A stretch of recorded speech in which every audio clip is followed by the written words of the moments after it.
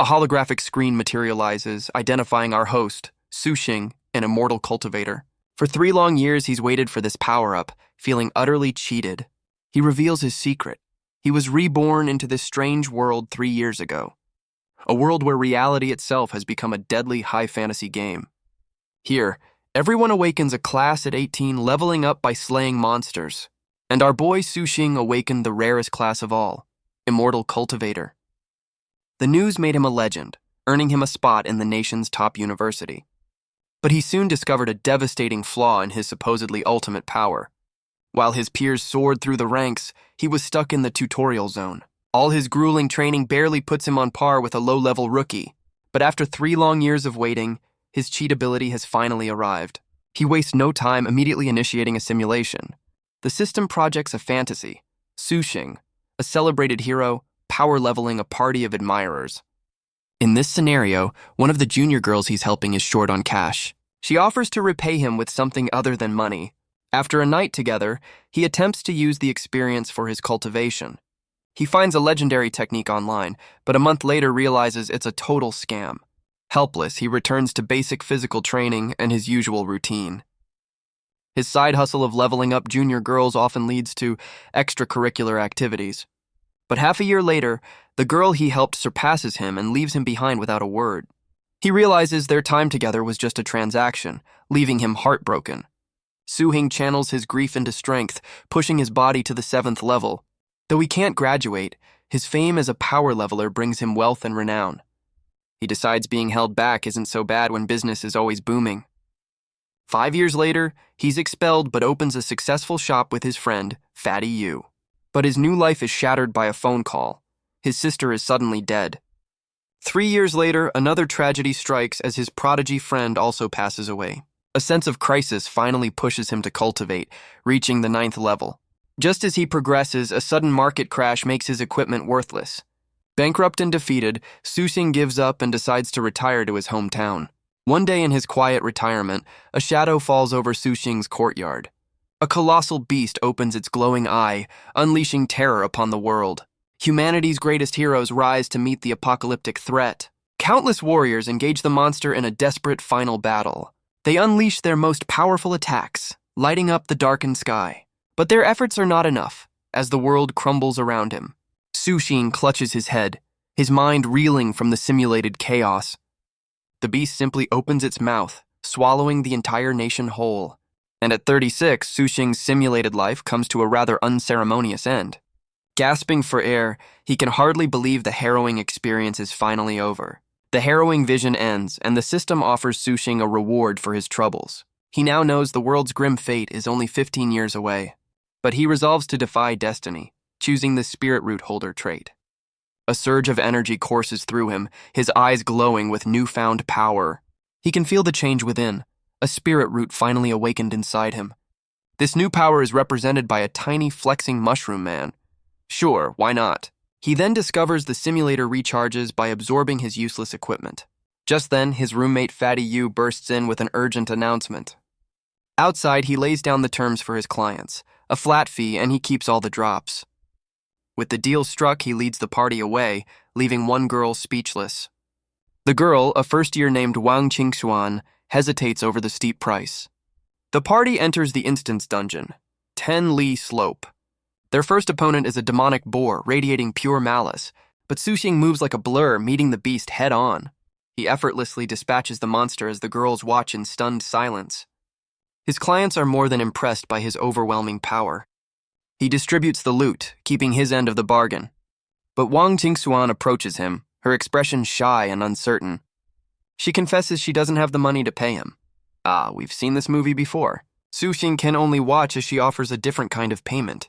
She explains she's short on cash, suggesting an alternative way to pay her debt. But Sushing's response is unexpectedly sinister. He leads her to a private room, setting a rather ominous scene. The tension builds as he leans in close, pointer in hand. But instead of taking advantage, he gives her a lecture on civic virtues. He declares his true purpose is saving wayward juniors from their own bad decisions. Sushing, the self-appointed moral compass, warns her against a life of crime. With that settled, he throws himself back into the grind, taking on endless commissions. He returns to the 10-mile slope, unleashing his fury on its monstrous inhabitants. Every punch is fueled by a desperate need to grow stronger and change his fate. His power-leveling business is a hit, earning him the admiration of his clients. He encourages their repeat business, clearly enjoying the perks of the job. After a week of grinding, he's finally saved up 200,000 yen. He immediately converts his earnings into energy to run another simulation. He decides to roll the dice, spending 100 points on a random talent. He draws a white-level talent, Business Elite, which will help him make money. The simulation begins, and his new talent immediately changes his approach. He's basically running an infomercial for cultivation gear on campus. His business acumen proves far more profitable than his fighting skills. His empire grows, eventually establishing a trade organization called the Tarot Club. 2 more years fly by in the simulation, and Sushing's success has attracted dangerous attention. A blade suddenly appears at his throat, catching the business mogul completely off guard. His assailant is a familiar face, one of his former juniors, now a deadly assassin. She gives him a simple choice: join her mysterious organization, or she'll be forced to kill him. But Sushing remains unfazed, telling her she still doesn't understand the power he wields. With a simple snap of his fingers, he springs his carefully laid trap. His personal bodyguards descend from the rooftops, surrounding the would-be killer. But she's far from intimidated, launching herself into the fray without a moment's hesitation. She moves like a phantom, her blade a crimson blur that cuts through his men effortlessly. It seems Sushing's business acumen didn't account for a junior who leveled up this hard. Sushing is stunned, realizing his junior has reached the legendary Grandmaster tier. Back in reality, he recalls the power rankings, a feat even a prodigy like Fatty Yu couldn't achieve. He deduces that her mysterious organization must hold the secret to such rapid growth.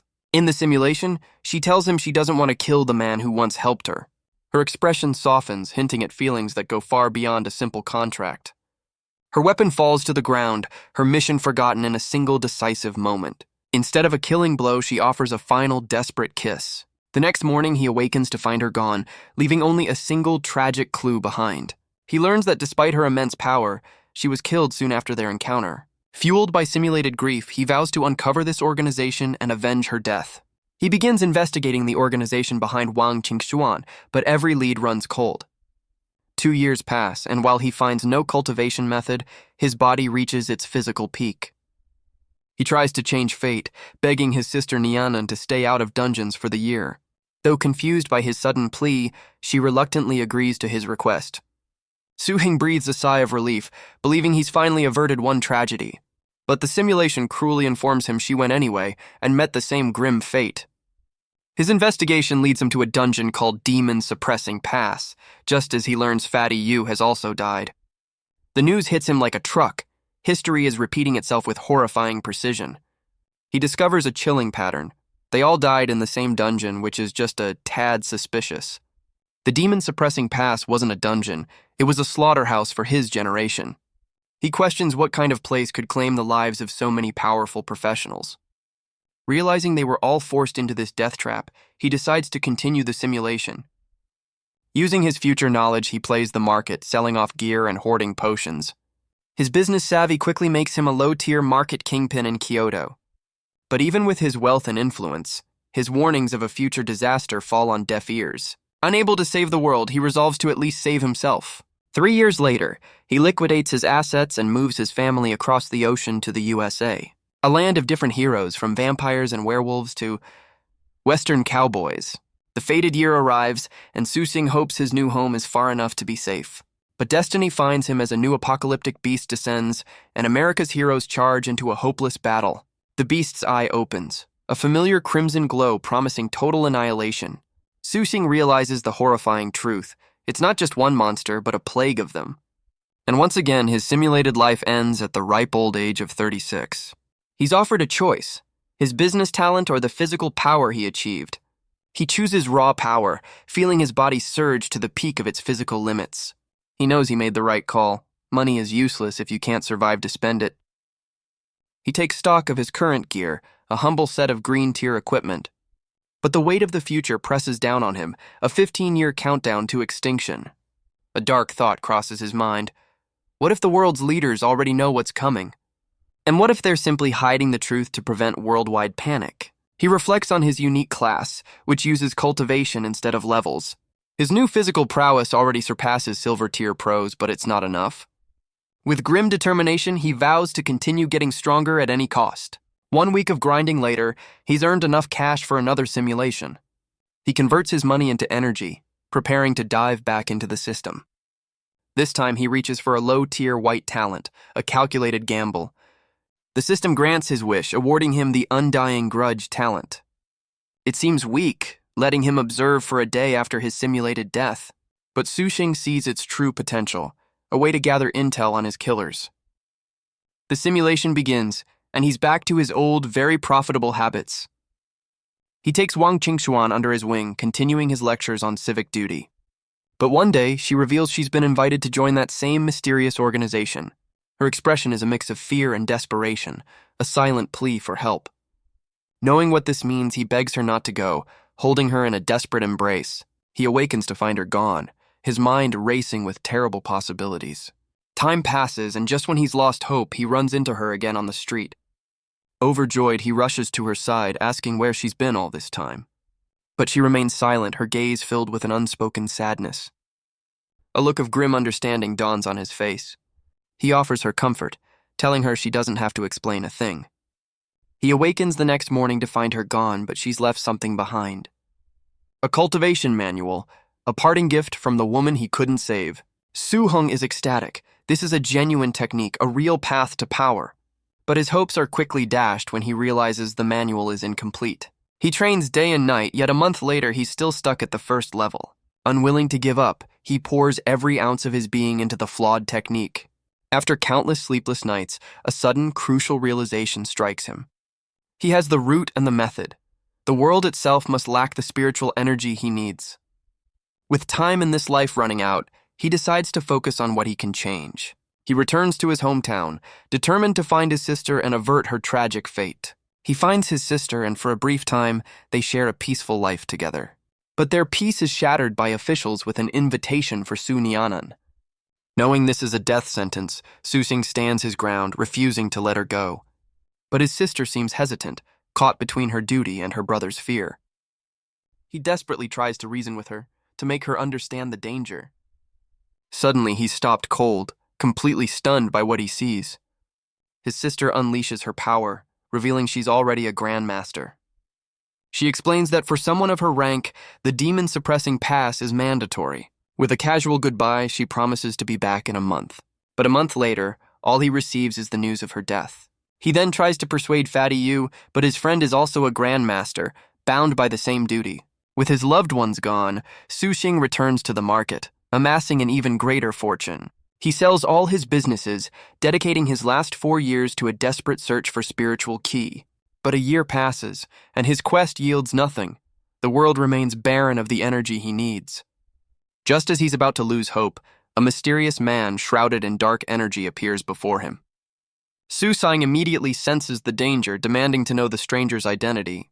The man simply scoffs, comparing Sushing to an ant he's about to crush. Not the best choice of words. But Sushing's eyes flash with defiance. He's no one's victim. He explodes into motion, launching a powerful kick that catches his opponent completely off guard.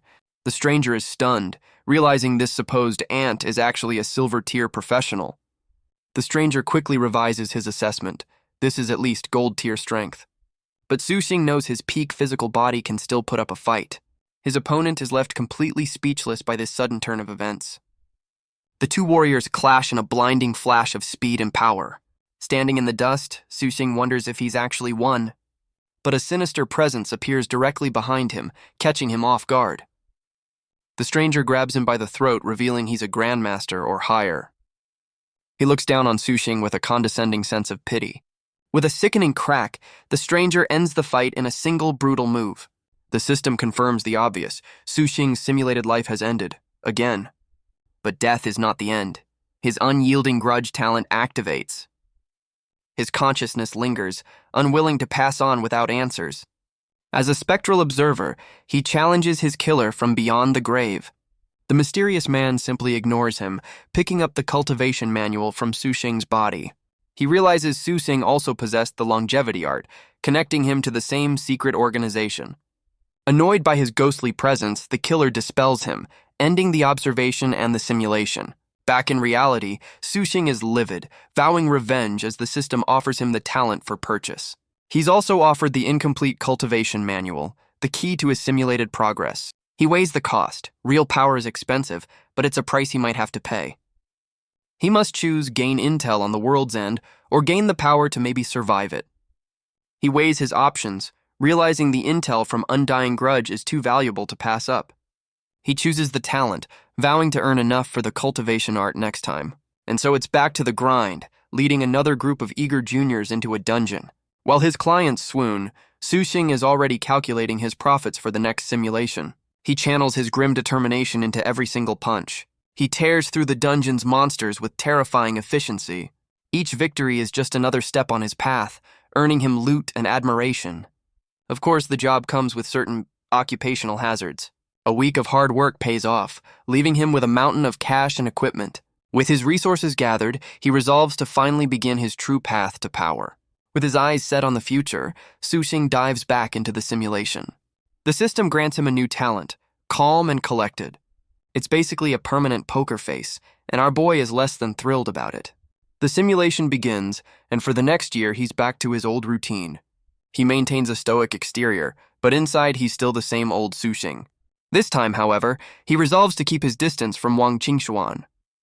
His sudden coldness leaves the young girl heartbroken and confused. But just as before, destiny comes knocking in the form of a secret invitation. She comes to him for a final, tearful goodbye, unable to escape her fate.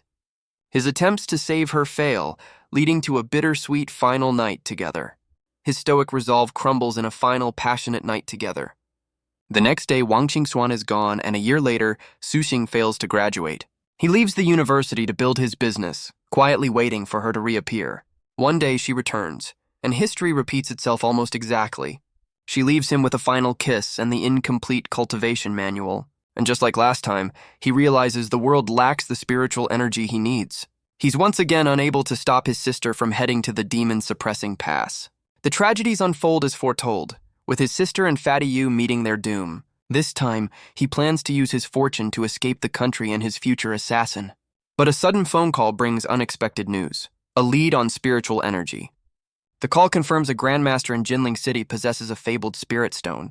Wasting no time, Sushing prepares to make the most important business trip of his life. He speeds toward his destination, confident this is the breakthrough he needs. But just before the deal, the same mysterious assassin from his past life finds him. A devastating attack engulfs him, a maelstrom of raw, untamed power. He can only watch in shock as his plans are once again torn to shreds. The system informs him he died at 33, his grudge talent brutally deactivated. Back in reality, Sushing explodes with rage, cheated out of his victory yet again. But this time he chooses the incomplete longevity art without a second thought.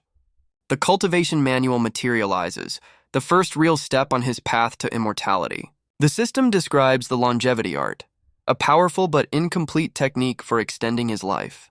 He begins studying the manual, noting it's a huge step up from his last Cultivation for Dummies purchase. As he begins his practice, a vibrant blue energy immediately envelops his body. He feels the power, but what good is a long life when the world ends in 15 years? With a lead on the fabled Spirit Stone, he believes one more simulation is all he needs. But he realizes his current funds are nowhere near enough to secure the stone in the next run. Just then, Fatty Yu bursts in with all the grace of a wrecking ball, announcing a visitor. Sushing grabs his friend, warning him about his tendency to break down doors. But his annoyance quickly turns to opportunity, his eyes gleaming with a brilliant mooching idea. Fatty Yu is having none of it, claiming his own pockets are empty. A likely story. But Fatty Yu relents, handing over a card with 5 million yuan. Sushing's eyes gleam with a familiar opportunistic glint. His friend puts on a brave face, saying money is nothing between brothers. Sushing immediately asks for the pin, which is, of course, Fatty's birthday. The touching moment ends as Fatty Yu tackles him, demanding his money back. Sushing makes a run for it, leaving his fuming friend in the dust. He soon arrives at his teacher's office, a much calmer environment. Teacher Liu asks about his training, a routine question with a hidden weight. Sushing puts on a confident front, promising he'll reach silver rank soon. But the teacher gets serious, reminding him that his lack of progress reflects poorly on the academy. Sushing cuts through the small talk, asking his teacher to get to the point. Teacher Liu suggests that for everyone's sake, Su Xing should voluntarily withdraw from the school. But Su Xing sees the truth, calling it a selfish move to protect the teacher's performance review. He then cheekily explains that the academy's environment is far too beneficial for him to leave. Changing tactics, the teacher tries to sweeten the deal with a bit of compensation. He offers a generous 500,000 coins, hoping to buy Su Xing's departure. As a bonus, he even offers to find him a job as a security guard. What a guy. But Su Xing recalls a past broken promise, seeing this for the humiliating insult it is. He calmly rejects the offer, stating that this place is perfect for his cultivation. The teacher's patience finally snaps and he erupts, calling Su Xing a shameless burden to the academy. Su Xing sarcastically promises to redouble his efforts for the academy. The teacher can only seethe, utterly humiliated by the student he tried to discard. With his newfound cash, Su Xing immediately places a massive order for cheap equipment. He knows this is the fuel he needs for his next crucial simulation. A week later, he's ready, initiating the system with one goal, the Spirit Stone. The system rewards his dedication with a truly legendary talent, premature baldness. He frantically checks his scalp, relieved to find his hair is still intact. But a moment later, a clump comes loose, confirming his worst fears. He descends into a full-blown panic over his new, terrible power-up. Wasting no time, he immediately starts researching anti-hair loss remedies. The system cruelly informs him his new talent has tanked his charisma with the ladies. Defeated, he stares at his reflection and decides to just embrace the baldness. But the talent has a strange side effect, an urge to punch monsters into oblivion. Against all logic, his new look is a hit, earning him a legendary nickname. Even Wang Qingxuan is unfazed, and history repeats itself with another parting gift. This time he gives her a mission: find the other half of the cultivation art. But just like before, she withdraws from the academy to begin her search. He begins to suspect his own thoughts are influencing the simulation's outcome. He resigns himself to the idea that their fates are sealed, at least for now. After the inevitable tragedies, he leverages his unique look to become a business tycoon. He uses his tarot club's vast influence for a single purpose: to find the Spirit Stone. Soon his efforts pay off as his assistant brings him the news he's been waiting for. He arrives in Jinling City, confident that this time his assassin won't appear. He's welcomed into the Grandmaster's home, patiently waiting for his meeting. A woman with striking white hair appears, confirming his identity. She introduces herself as Jin Kongshu, the 40-year-old Grandmaster he's been seeking. His bald head seems to impress her, as she compliments his apparent knowledge of Buddhism. A week later, his talent has worked its magic, and the two have become close friends. Su Xing finally understands the bizarre yet effective power of his new talent. Jin Kongshu gets down to business, revealing she has 3 spirit stones for sale. Riding the high of his newfound charisma, Su Xing declares he'll buy them all. She offers him a friendly discount, a cool 30 million for the lot. Wasting no time, he begins his cultivation, absorbing the stone's pure spiritual energy. He's stunned to find that just half a stone is enough to break through to the next level. Back in reality, the path is clear. He has all the pieces needed to truly begin cultivating. 3 days later in the simulation, Jin Kongshui brings him a meal, curious about his progress. She reveals the source of the stones, a dungeon known as the Azure Cloud Spirit Field. She also mentions finding a bag of spirit rice, which just so happens to be his lunch. The realization hits him: he's not just eating rice, he's consuming a cultivation treasure. And with that, Su Xing realizes the game-changing truth: he can farm these resources himself. Su Xing presses for details, learning the dungeon was a limited-time event. Back in reality, he realizes the dungeon hasn't opened yet. He still has time. Jin Kongsu mentions the dungeon required a special talent for cultivation, a talent that Su Xing, thanks to his spirit root, now possesses. He understands the stones are secondary. The real prize is the opportunity itself. Eager to learn more, he lets the simulation continue its course. In the simulation, his power grows steadily with the aid of the spirit stones. But his peaceful training is interrupted as Jin Kongshui comes to say farewell. He immediately guesses her destination: the dreaded demon-suppressing pass. As a Grandmaster, she explains, it is her duty to answer the call. He's haunted by the memories of his loved ones, all sent to the same deadly fate. Su Xing demands answers, desperate to understand the nature of this demon-suppressing pass. But his baldness talent kicks in, charming her into spilling the beans. Seriously, She reveals the pass is humanity's last line of defense against a terrifyingly powerful enemy. And right now, the situation on that front line is looking incredibly grim. But when he presses for more details, she tells him some secrets are best left unsaid. She says her goodbyes, promising to return, a promise Sushing knows she can't keep. A month later, history repeats itself as he stands before yet another friend's grave. His grief is gone, replaced by a cold, unwavering resolve to grow stronger. He immediately gets back to work, checking in on his now 50 billion yuan empire. With his goal in sight, Sushing gives a single chilling order: liquidate the entire empire. He cashes out his fortune for body-tempering items and returns to his hometown for seclusion. 3 years of intense training pass, but he remains frustratingly stuck just below the next realm. And right on schedule, the fated year arrives, bringing with it the end of the world. But this time, Sushing meets the apocalypse not with fear, but with grim acceptance. He makes a final defiant vow to the beast that one day, their roles will be reversed. The monster's jaws close around him, ending his simulated life once again. But death is just the beginning as he activates his talent, allowing him to see what comes next. Back in reality, Sushing gasps, his mind still processing the horrifying yet crucial vision. His consciousness lingers, observing the world from inside the belly of the beast.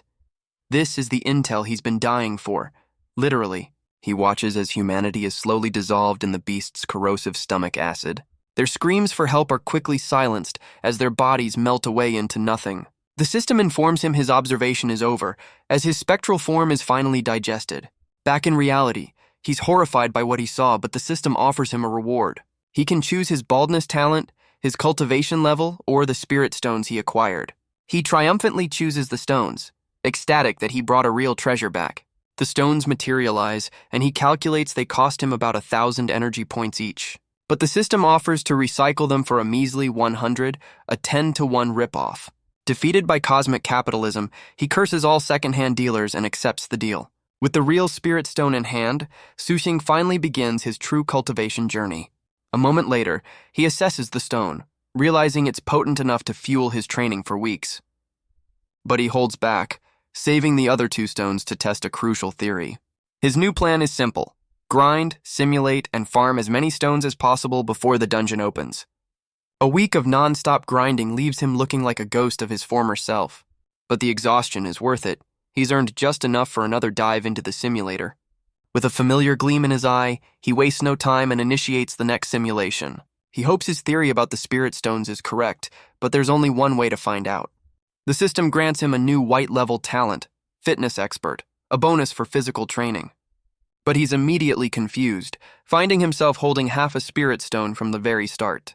Shrugging it off, he decides not to look a gift horse in the mouth and begins cultivating immediately. The simulation plays out as expected.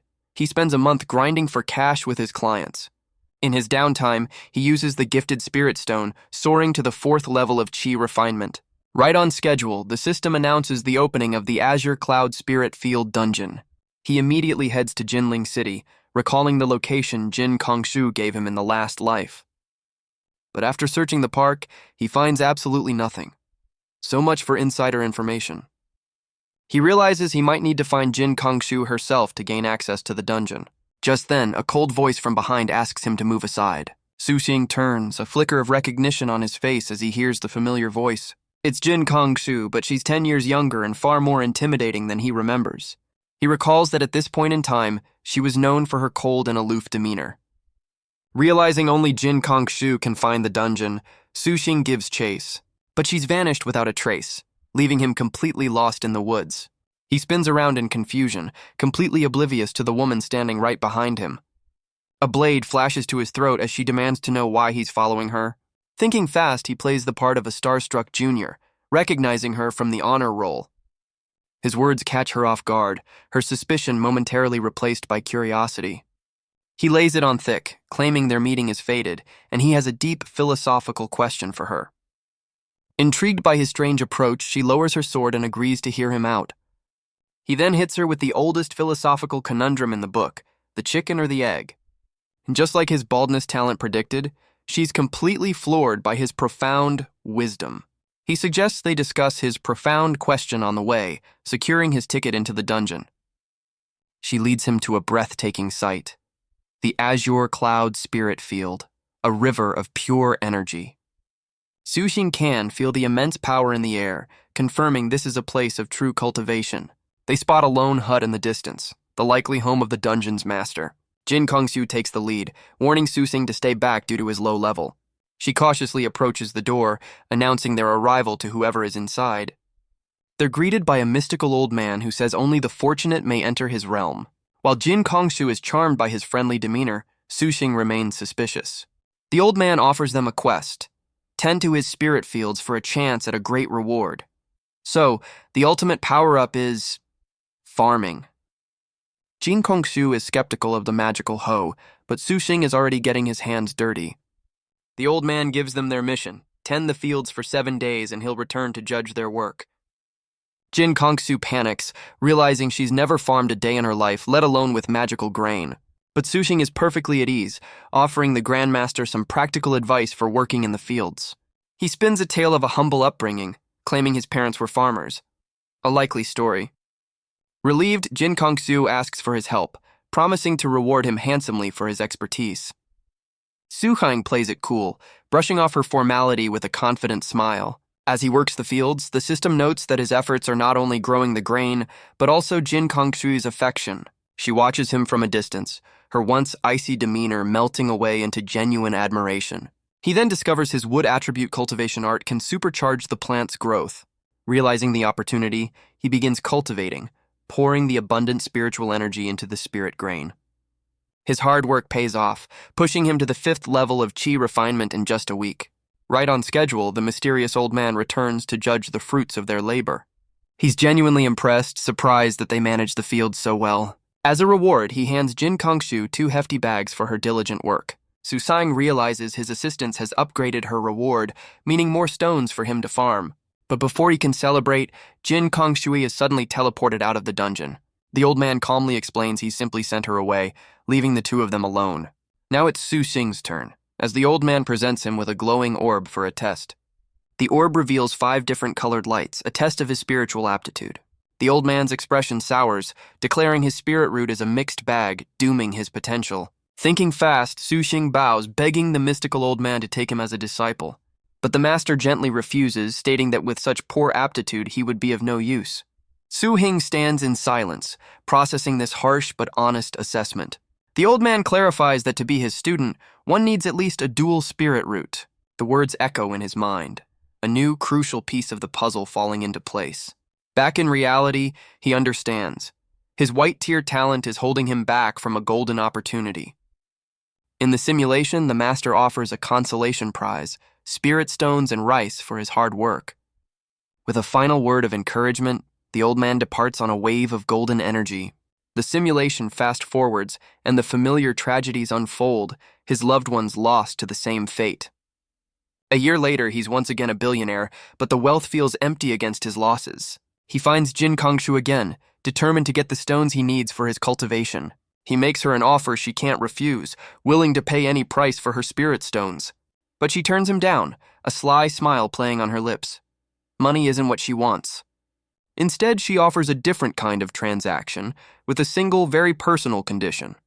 She asks if he's willing to be the one to fulfill her last wish before she leaves. A month later, she departs with no regrets, leaving Suxing completely spent. But just like all the others, she's conscripted and sent to her death, leaving him at another grave. 4 years later, the world ends in fire and his life ends at 36. Same old story. Back in reality, he analyzes the run, realizing he needs to stockpile spirit rice to break through. But for now, he spends a fortune to claim his prize, a bag of precious spirit stones. He does the math and realizes his current funds are nowhere near enough for his plan. With no other choice, he decides to call in a favor from his best friend. He gets Fatty Yu on the line, who's a bit startled but willing to listen. His friend happily asks how much he needs, ready to help a brother out. Suxing, with absolutely no shame, asks for a casual 100 million. Fatty Yu immediately balks, offering a still generous 50 million instead. With the transaction complete, Suxing coolly thanks him for the massive loan. He immediately plans his shopping spree, 50,000 pieces of junk gear for the simulator.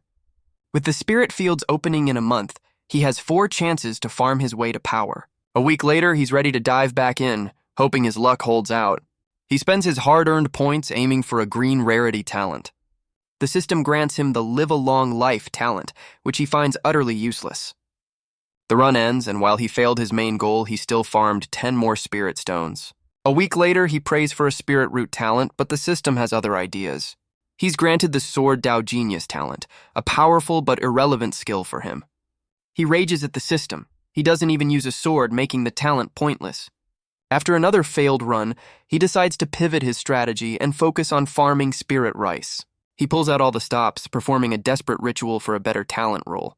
His prayers are answered with the face of an idle talent. The universe has a sense of humor. He despairs over his new power, but the system confirms his handsomeness is now legendary. Su-hing can only curse the system for its brutal, unflinching honesty. The simulation begins, and he's immediately struck by his own reflection. He's not just handsome, he's a work of art. But his new looks are immediately put to the test against a fiery, demonic beast. Su-hing tries to lead his party, warning them of the monster's dangerous gaze. But his clients are too busy admiring the beast's handsome eyes. Apparently, his talent is contagious. Even outside of battle, his new face is a constant, documented distraction. He asks the universe for an honest opinion, and the universe screams, yes. His new charisma even changes the course of his fated relationships. His life becomes a nightmare as he's swarmed with offers, unable to find a moment's peace. Overwhelmed by his own popularity, Su-hing makes a run for it, desperate to escape his adoring fans. He barricades himself in his room as his adoring fans call out for him. Su-hing collapses against the door, lamenting the heavy burden of being ridiculously good-looking. Deciding to become a hermit, he locks himself away to focus on his cultivation. The simulation fast-forwards to his fated meeting with Jin Kongshui in Jinling City. This time, she's immediately smitten, and Su-hing realizes he wasted years memorizing philosophy. Even the mystical master of the spirit fields is captivated by his stunning good looks. The old man is so moved he considers taking him as a disciple, but his poor aptitude is a deal-breaker. Instead, he's given extra spirit stones, a pity prize to preserve his beauty for the world. Su-hing despairs, realizing there's no hope for a world this obsessed with appearances. The simulation ends, offering him a choice: the talent, his cultivation, or a whopping 105 spirit stones. The system, apparently charmed by his good looks, gifts him a one-time use of the talent. He sees this as a sign, hoping the freebie will improve his odds for the next crucial role. For now, he chooses to keep the massive haul of spirit stones, stockpiling his resources. A week later, he dives back in, activating his free Face of an Idol talent. The transformation is immediate, turning him into a walking work of art once more. With his newfound charisma, he begins to sweet-talk the system itself. He lays it on thick, blowing kisses and begging for the one talent he truly needs. And against all odds, his desperate, handsome plea actually works. He's granted the Woodfire Dual Spirit Root, his aptitude skyrocketing in an instant. Su-hing stares at the screen, a look of triumph on his face. This is the key he's been searching for. With his golden ticket in hand, Su-hing dives back into the simulation. He immediately puts his new talent to the test, absorbing a spirit stone in a single day. In just 1 week, he soars to the 5th level of chi refinement, his power growing exponentially. The simulation fast-forwards, and he once again finds himself in the Azure Cloud Spirit Field. He and Jin Kongshu complete their farming duties, but this time, the Master asks Su-hing to stay. The Master tests his aptitude, and the orb reveals his new dual spirit root. Impressed, the old man explains his attributes are perfect for nurturing plants and alchemy. Seizing the opportunity, Su-hing formally asks to become the Master's disciple, but the Master refuses, lamenting that Su-hing has missed the optimal age for training. He tells Su-hing that with his talent, he could have reached the legendary Gold Core realm. Back in reality, Su-hing connects the dots. He needs to reach the Gold Core realm before the dungeon even opens. In the simulation, he channels his energy into the Master's parting gift, a mysterious jade slip. His eyes widen in shock. It's not just a trinket, but a brand new cultivation technique. With a new path forward, he dedicates himself to training before the world's inevitable end. 6 years fly by, and Su-hing has become a master farmer, cultivating his own spirit rice. He consumes the fruits of his labor, and the potent energy shatters his limits, pushing him to the bone-forging realm. He then finds Jin Kongshu, offering his homegrown rice in exchange for her spirit stones. The trade apparently comes with some very generous benefits, as she agrees to stay with him for a month. But time runs out, and a month later, a spent Su-hing wonders why the sky has suddenly gone dark. He gets his answer as the apocalyptic beast returns, ready to end his simulation once again. The simulation ends, and the system lays out a buffet of rewards for Sushing. He mulls over his options, surprised to see that he can literally buy experience. His eyes are drawn to the new cultivation art, but its 1 billion point price tag is just a little out of his budget. He quickly decides the dual spirit route is the real prize. The technique can wait, but this opportunity is priceless. With his choice made, the system begins the upgrade, overriding his old talent with the new powerful spirit route.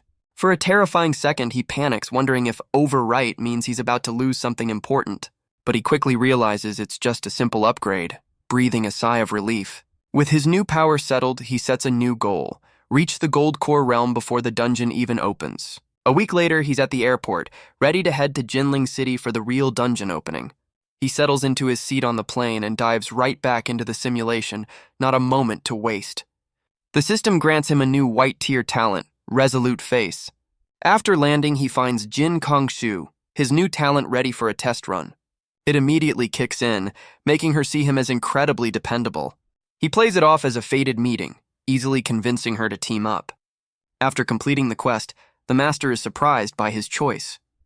Sushing respectfully declines the offer to be a disciple, asking only for the stones. The master scoffs at his choice but hands over a massive bag of 1,000 spirit stones. With his prize secured, he enters seclusion as his loved ones meet their tragic fates. He pushes his body to the absolute limit, channeling the immense spiritual energy. His power skyrockets to the 9th level of Foundation Establishment, just shy of the Gold Core realm. The simulation ends in a familiar flash of light, just as the world-ending beast closes its jaws. Back on the plane, Sushing snaps back to reality, the vision of his death still fresh. The system offers him his rewards, the Resolute Face talent, or his hard-earned cultivation level. He analyzes the run, noting he only managed to reach the 9th level of Foundation Establishment. The reason for his failure was simple. He ran out of spirit stones to fuel his breakthrough. But a confident smirk spreads across his face. In reality, the spirit field's energy is limitless. He arrives in Jinling City, walking the path that will lead him to the real Jin Kongshui. He steels his nerves, hoping his memorized Buddhist pickup lines still work in the real world. Peeking from behind a tree, he spots her, a flash of white hair and red silk. It's Jin Kongshu, and she is every bit the formidable grandmaster his simulations foretold. He can't help but admire her, thinking she looks incredible for her age. Stepping forward, he introduces himself, recognizing her from the campus honor roll. He tries to play the fate card, but she coldly dismisses him, saying she's in a hurry. Sushing panics, realizing that without his simulation talents, he's just another face in the crowd. It's time for Plan B, the old accidentally bump into her and drop his book's routine. The sudden clumsy display is enough to make the stoic grandmaster pause. He scrambles to pick up his things, lamenting how hard it was to find these specific books. And just as he'd hoped, she notices the book on Buddhist scripture. Her curiosity piqued. Sushing plays it cool, calling it a minor hobby compared to her grand achievements. He then reveals he read her thesis, proving his interest is more than just a coincidence. His gambit pays off as she's charmed by his act and suggests they travel together. Sushing hides a triumphant smirk. All he has to do now is wait for the dungeon to appear. He keeps her entertained with tales of his scholarly pursuits, building a friendly rapport. But his focus remains sharp, knowing the entrance could reveal itself at any moment. Suddenly, he spots a brilliant light piercing through the trees ahead. Before them stands a shimmering portal, the entrance to the temporary instance. After countless simulations, Sushing is finally about to enter the real thing.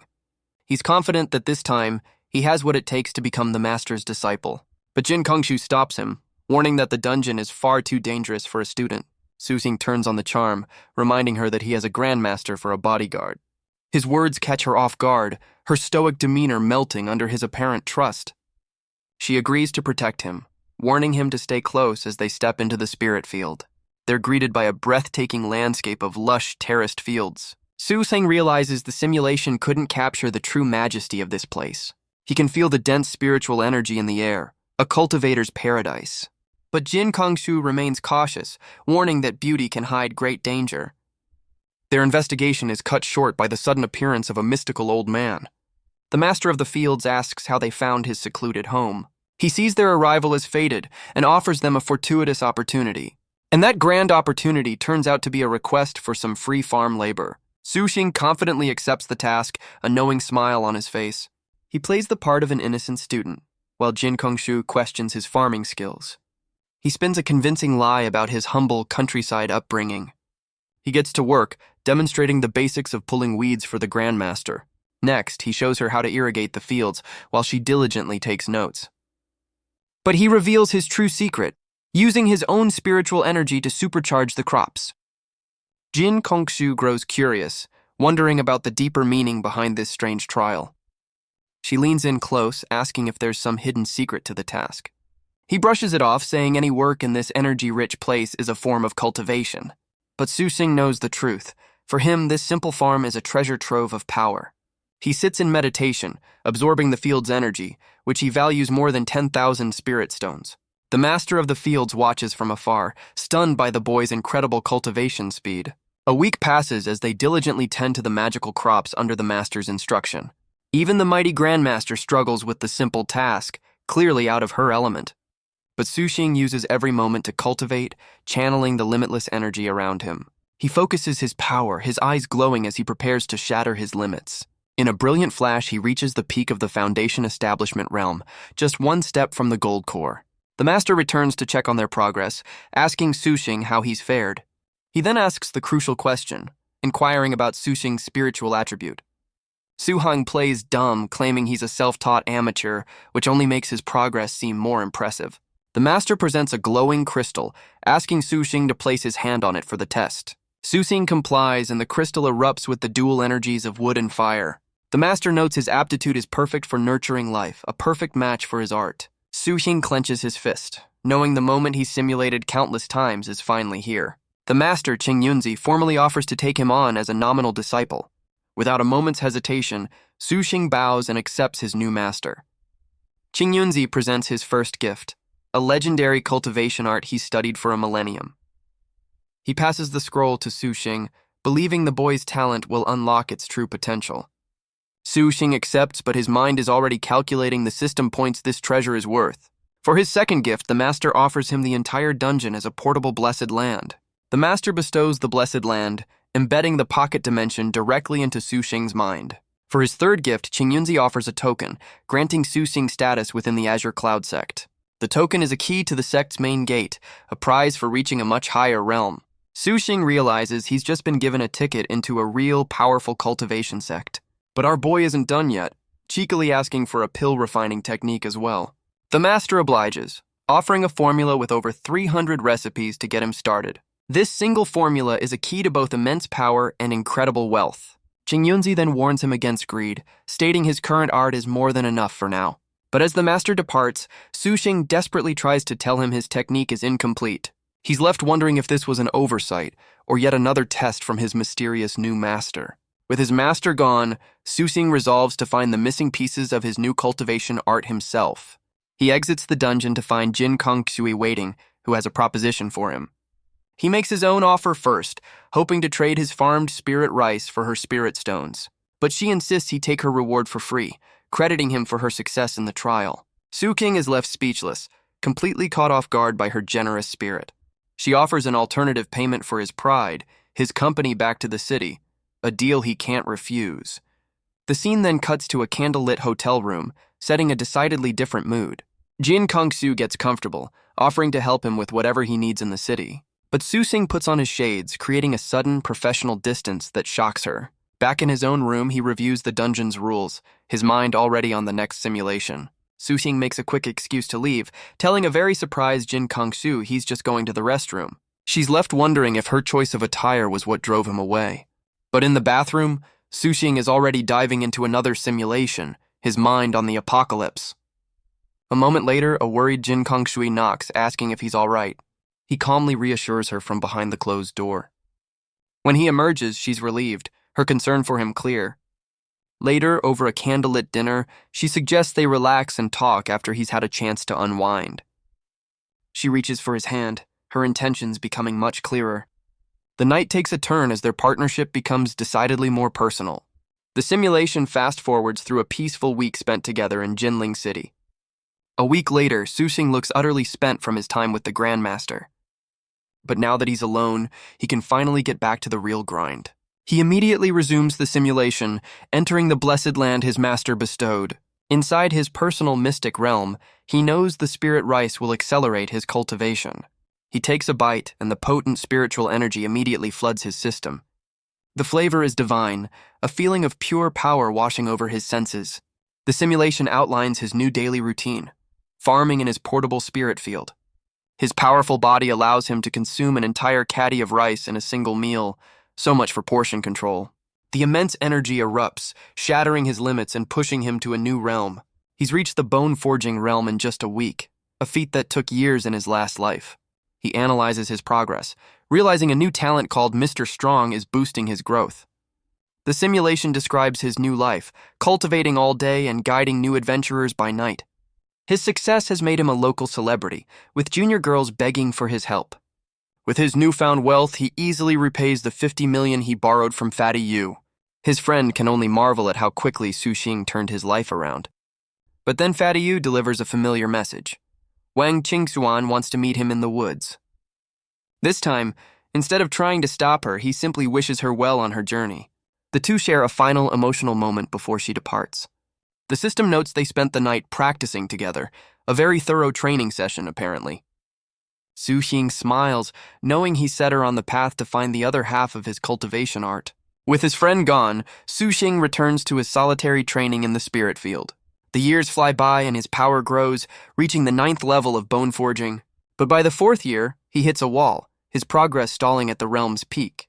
He realizes the spirit rice is no longer enough. He needs a more potent catalyst. He recalls a gift from his master, tearing his room apart to find the special seeds. After a frantic search, he finally unearths the small sack his master left behind. He learns the seeds are for white jade ginseng, a powerful spiritual herb. But his excitement dies when he reads the fine print. It takes 10 years to mature. He realizes the ginseng will be ready just in time for the end of the world. How convenient. Undeterred, he forms a new plan. If plants can absorb spirit energy, why not animals? He begins a new project, raising super chickens with spirit rice. But his poultry experiments are cut short by Wang Qingxuan's timely return. She presents the cultivation art, but Su Xing has a different prize in mind. He asks for an introduction to her organization, a request she can now grant. Overcome with gratitude, he pulls her into a tight, thankful embrace. She leads him to the headquarters of the mysterious Advent Church. A voice from within grants him an audience with the enigmatic Elder Ying. He steps into a darkened chamber, greeted by a shadowy figure in the distance. The elder's voice is unsettling, and Su Xing can't help but speculate about their identity. After the tense meeting, Wang Qingxuan serves him tea, her demeanor much more relaxed. Elder Ying begins to explain the church's core beliefs to their newest potential member. Their doctrine is simple: overthrow humanity and hand the world over to alien gods. Su Xing nearly chokes, realizing he stumbled into a full-blown doomsday cult. He's left utterly speechless by this sudden, apocalyptic revelation. Elder Ying offers him one last chance to walk away, a point of no return. But Su Xing stands firm, declaring he'll do anything for the second half of his cultivation art. The elder clarifies that devotion isn't required. Power is earned through service or treasure. A light bulb goes off in Su Xing's head as he considers his own personal treasure. He presents a bag of his homegrown spirit rice, a move that stuns the elder. His gamble pays off as Elder Ying vanishes, replaced by another elder and his entourage.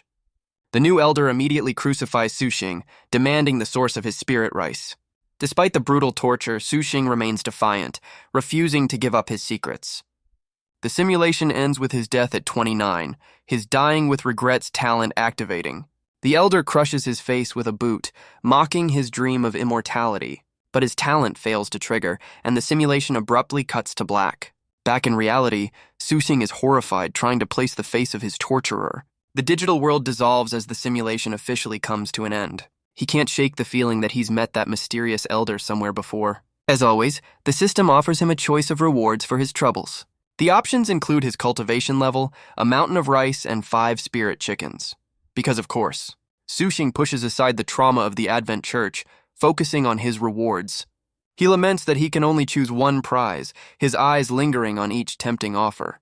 After careful consideration, he selects the Mr. Strong talent, a green-tier physical boost. A confident smile spreads across his face. This is the key to his next breakthrough. But back in reality, his energy is nearly depleted, and he needs cash for another run. With a plan in mind, he makes a call to the one person who can help, Jin Kongshu. The two arrange to meet at a luxurious hotel, a far cry from his humble room.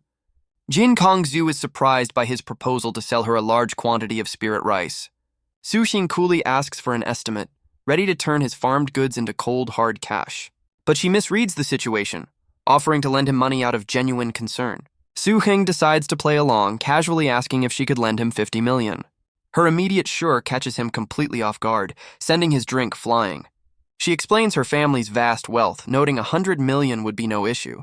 Seeing an opportunity, Su-Xing's eyes light up as he asks for the full 100 million. He tells her to use the funds to buy a massive batch of low-tier equipment for him. He then warns her to keep the spirit rice for herself, cautioning against showing it off.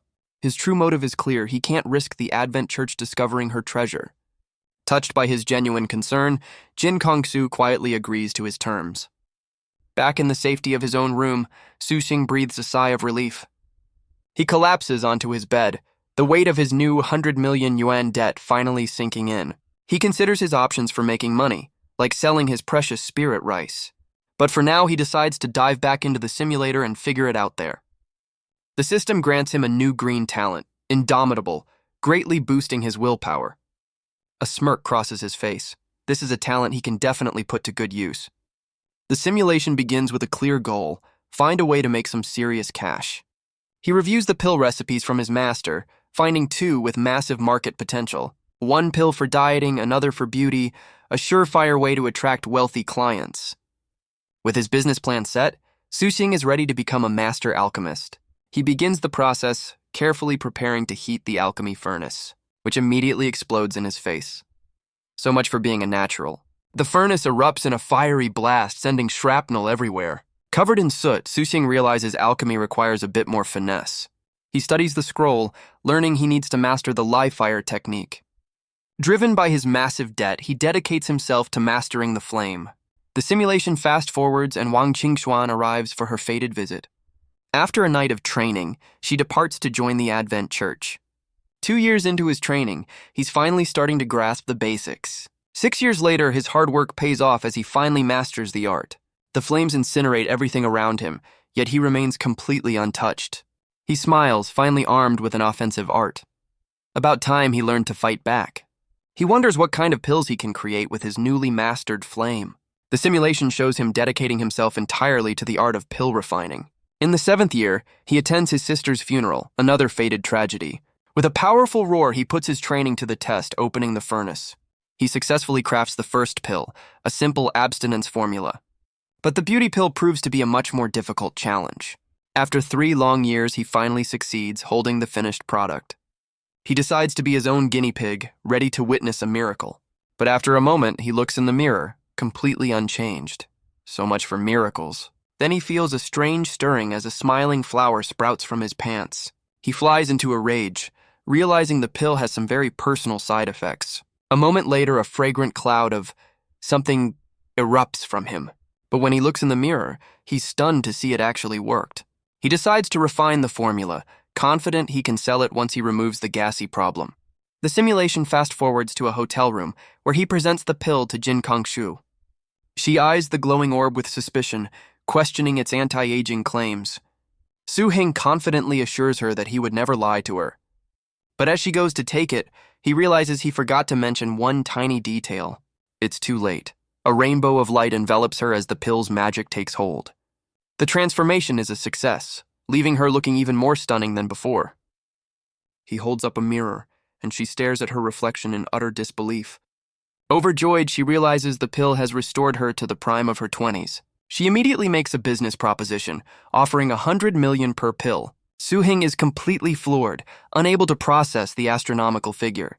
But she's dead serious, insisting on buying every last one he has in stock. He awkwardly admits that the one she took was his entire inventory. Undeterred, she asks if he can mass-produce them, her methods of persuasion becoming very personal. The simulation then cuts to a peaceful day, back on a university campus. A new face appears, a blonde woman with a warm, inviting smile. As Su-Xing returns, she runs to greet him, calling out to her beloved senior. Su-Xing recognizes the familiar face of Wang Qingxuan. The simulation follows a familiar path as she drops out of school to pursue her destiny. Years later, she returns as a powerful grandmaster, just as he predicted. She presents him with the missing half of his cultivation art, fulfilling her promise.